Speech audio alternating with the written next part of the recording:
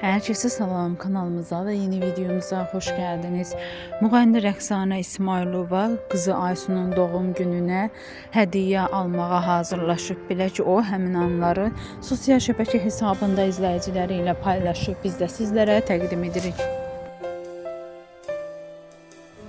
Düşündüm ki, ne giydim. Qalxdım bile paltar giyindim özüm. Aysun'a gedim hediye alım adı gününe. Ne giyinim. Çoktan aldığım bir şalvarım var idi.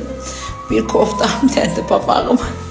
Bunları giyindim. Sizce olmuş, yaraşmış. Siz Allah düzünü deyin. Qəşəng durur mənə. Gidip Aysun'a padar kalım. Aysun'un adı gününe hiç almışım. Qiymətli üstünde qalqarı qopartmamışım. Bu şalvarımı, koftamı ve böyle giyindim, kombinlədim öz aramızda. Qəşəngdir. Burada kökəlmişəm biraz. Necədir? Deyin.